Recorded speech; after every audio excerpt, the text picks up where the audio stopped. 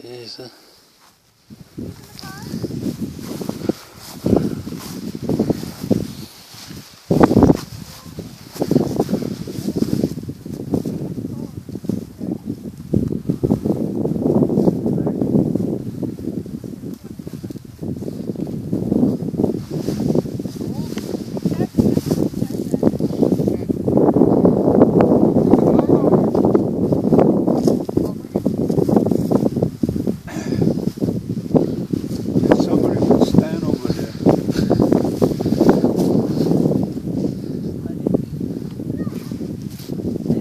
Ladder over there. Just let it be, Freddie. But there must be some stuff in there, that's what I think, that's upstairs. Yeah. If it is, it's been gone for years, I bet you. Every time you would go up to the top, but somebody's supposed to. Just let it be. That's what I think.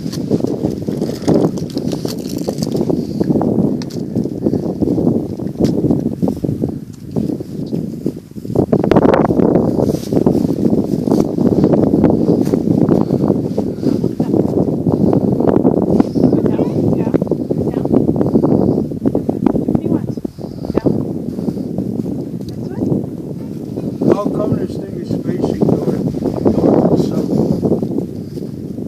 I don't know. I don't know.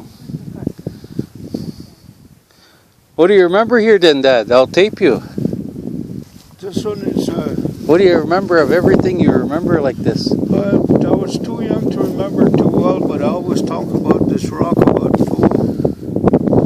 73 years ago when we came here.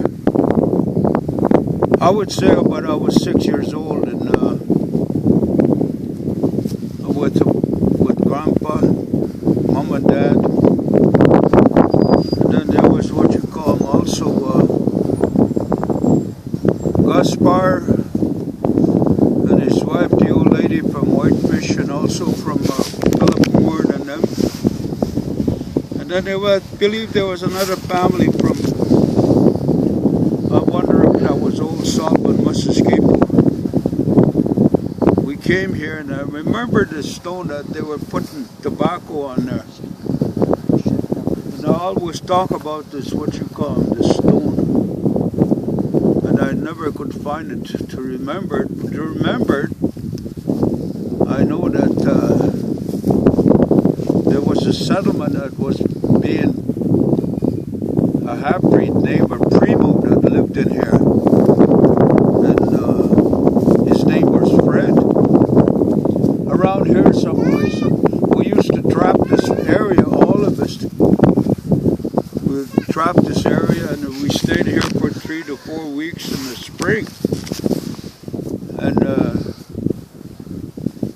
believe that what you call them, this was what you call them, a landmark that was Ahtahkakoop and also Mistawasis, that they were a livelihood, that there was a lot of little lakes in here, there was a lot of fur here, then there was what you call them fish that was in this place.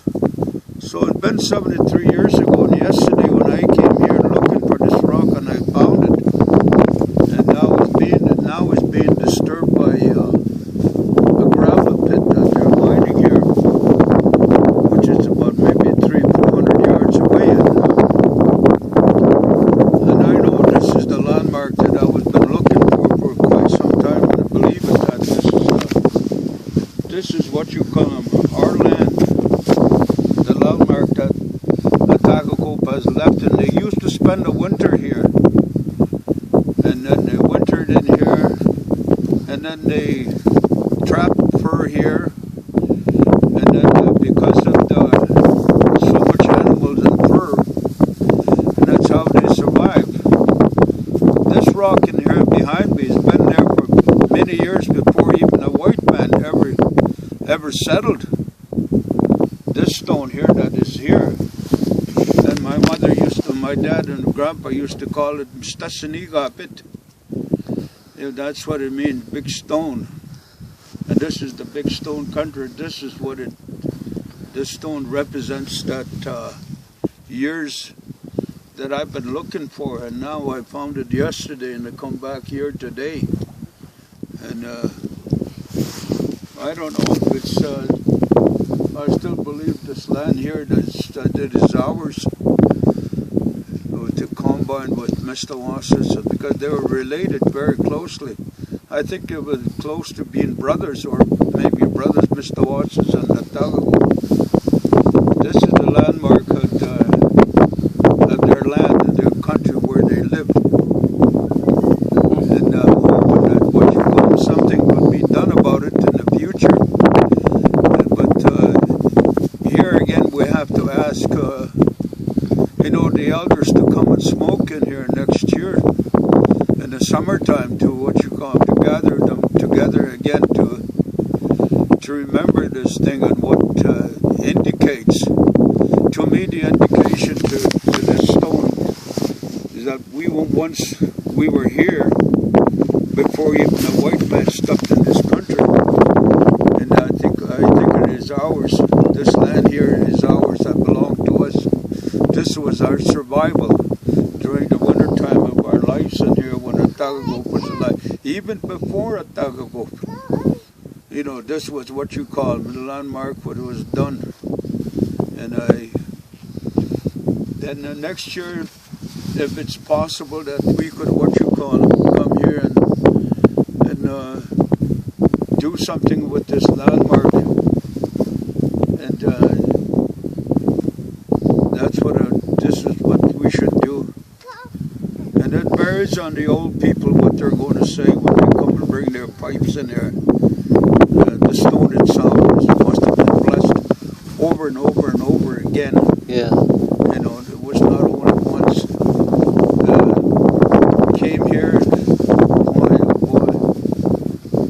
I say 73 years ago, and that's a long time ago. I was only 6 years old. And I remember this stone, but I never could even know the size of it. And I didn't know where it was. But what my recollection of my life, that I remembered the stone. It was a big stone, but I was too small to remember how big the stone was. But I remember my grandfather and the old people that they gathered around here, and they put tobacco on top here. Where? I don't know. Here, one of the stone here, and that's what it is now. And I remember that very correctly. And I always talked about this stone, and I wanted to see it now. I see it today, and yesterday I was here, first time since I seen it. And it gave me that feeling of it's just like it exploded when I came on top of that. And then all of a sudden it appeared in front of me. It just appeared in front of me. The stone is quite big. I don't know what it weighs, but it's that's how yesterday when my recollection is that I was looking more or less on top of these hills over here. At one time, I think there was what you call campgrounds around here. The Indians used to live here, and I guess that's where they were kind of what you call them. This indicates that this stone was what you call life of part of their life of what you call them. Of the Indian people, that's what I think anyway. And then I have to go further back into the history again, and to go to the elders and talk about it. And they're the ones that are going to, indicate what this land is, what it's going to become. Anyone else you think know about this around Sandy Lake? Nobody knows. I'm the only one that knows about this thing. That's alive. Yeah. Before that, it was known. It was known. Everybody knew it. The people and the elders knew that. But to a living man, maybe I am the only one. I don't know. But that's what I understand. It's just there now that I found it, and I'm quite pleased and happy that I found the stone.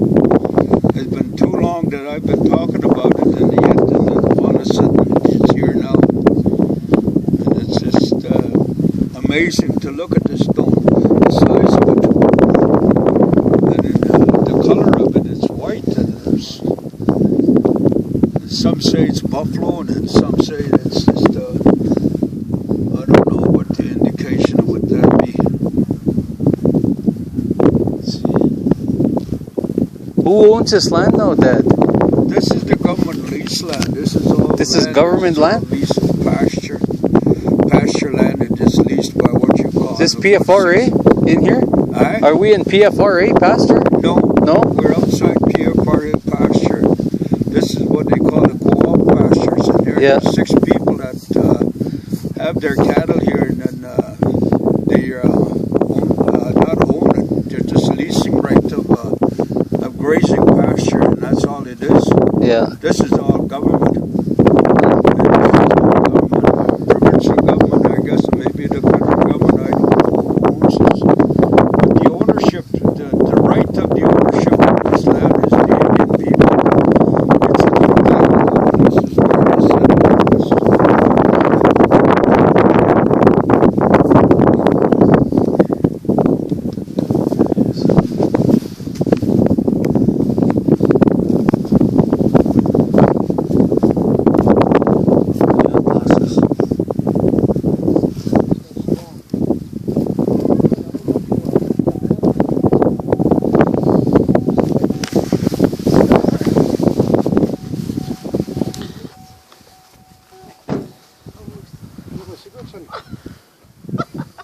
You want cigarettes?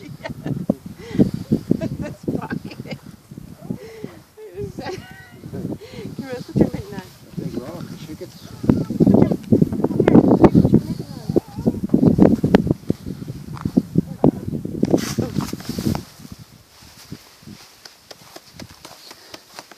Ooh, sun's coming out. Just a cigarette. Don't leave it around.